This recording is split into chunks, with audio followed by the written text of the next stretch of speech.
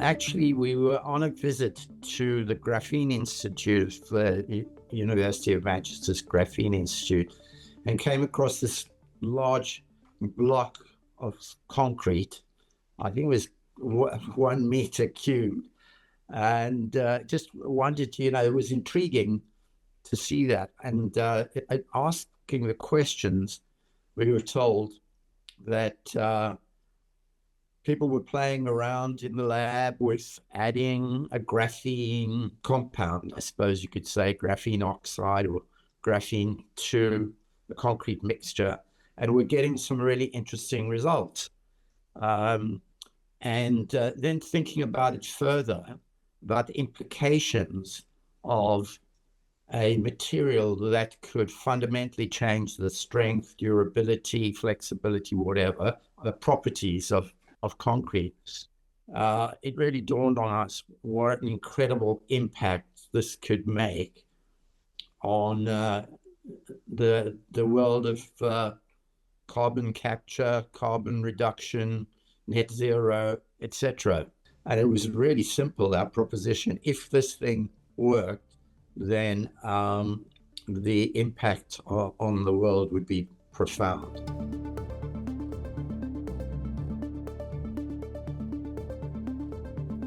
I guess it's partly a sort of parochial in that, we just recognized that the strengths of the UK in particular are in deep science. And I suppose a lot of things have taught us that. You go back in the history and, just like the history of AI, for example, and DeepMind, it all happened here. And of course, it's being commercialized all over the world, but Britain needs to exploit its incredible science, its great universities. Why are we moving more to deep tech? And by the way, our target over the next few years is sort of 50% of the new investments we make will be in what can broadly be called deep tech. I mean, we're up to, if I look just at the last few quarters, we're up to about a third in deep tech. So I guess it's a question of playing to our strengths and to build really large businesses, one has to be thinking sort of globally. And in every field, there is global competition. You're not simply competing on a national basis, but we're competing on an international basis. So we've got to play to where our biggest strengths are.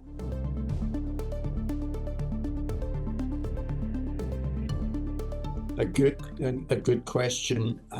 What it means practically for VCs is it takes longer, requires greater patience. The VC model is not ideally suited to it because VC funds are generally 10-year funds with 2-year extensions. We can quite easily see that it may be 3 or 4 years, a lot of deep tech companies before any revenue accrues, and even then, possibly slow to build. But I think that technology waves do take time. We've seen this over many years, but they endure if they're fundamental. So in the 50s, there was a huge silicon chip boom, and here we are 70 years on, and there's a chip boom. So these things don't sort of go away. I mean, the internet's going away, AI is not going away, and fundamental improvements and changes in materials are not going to go away. They're going to endure for a long time. So I think we have a role to play in that very early stage because we recognize high risk. Our model is built around relatively high risk, and we do focus much more on the people behind the science rather than just the science itself. In other words, the founders, the entrepreneurs who are going to grasp the science and turn science into practical products.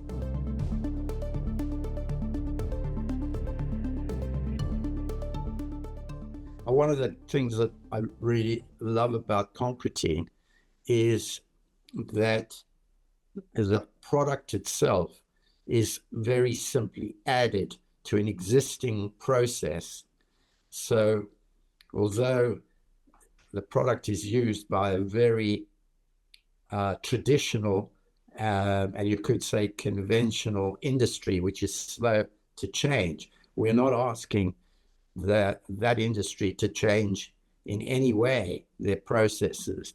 They simply pour Concretene into the mix, and hey presto, they've got a better product as a result.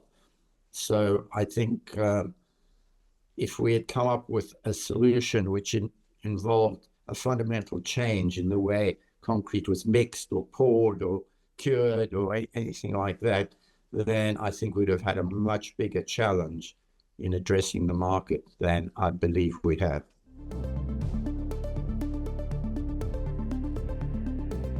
Well, I think, without, particularly, picking on an individual, Craig, our chief scientist, has been working in graphene and the Concretene mixture for many years.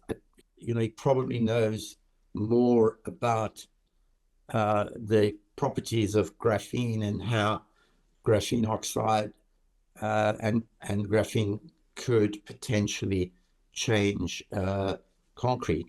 And a lot of the experimental work we've done in the lab and then in our, what do we call it, the workshop where we've been producing sample after sample and collecting tens of thousands of data points, has also been led by scientists, by PhD level scientists. So I think, and I guess the other thing is that we have got a company like Arup involved in the whole project, the leading civil engineering firm, I guess globally, to ensure that we are looking at the results in an objective fashion. So I think the world is littered with examples of great science that stayed in the lab, but if you don't have a vision for how the science will actually become a practical product and change the way in which, in this case, construction is done, then it will remain in the lab. And this could have remained in the lab for many, many years. And it does take, it takes entrepreneurs and venture capitalists to make that, that bold move.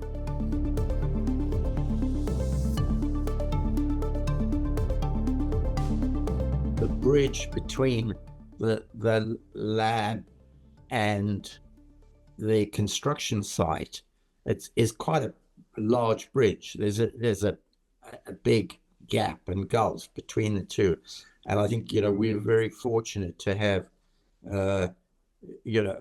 Mike as our chief executive, Dave as our CFO, who between them have probably, you'll know better, but maybe 40 plus years in the industry. So they come from that same conservative position as it should be.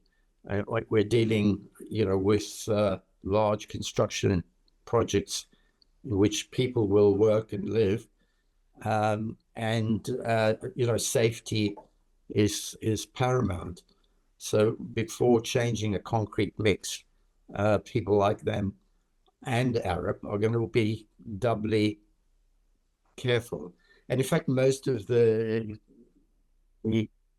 products that we have been making with Concretene uh, have been in the safe area of precast.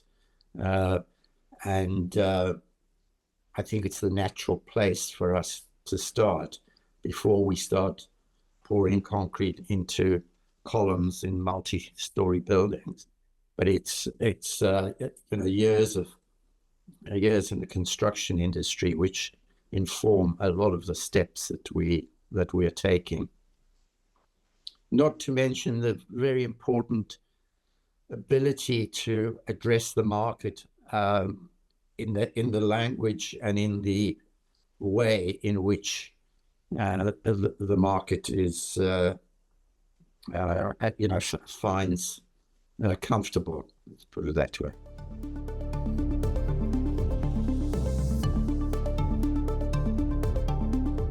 I think that all investors will, VCs or otherwise, will want to validate three factors. They want to validate that the product works. They want to validate that the market is big and ready for the product. And they want to validate that the people running the business have the competence to execute given where we're standing. So they will do their due diligence on all three of those areas. And I'm confident that anybody doing that will be attracted to the vast potential that this material and this business has. Because I think venture investors in particular, because it's high risk, know that their winning companies have to get very, very large in order to pay back their funds and to cover those projects that don't succeed, that remain in the lab, for example, and never get out of the lab. So we're looking for very large outcomes, and we are patient. And I think that we'll be looking for new investors who, again, are seeking outsized outcomes and are patient, and who understand that if you're going to build a globally significant business, it will take time, but the foundations are there and have been very carefully built over the last number of years, so that they ought to be able to validate the three parameters that I referred to.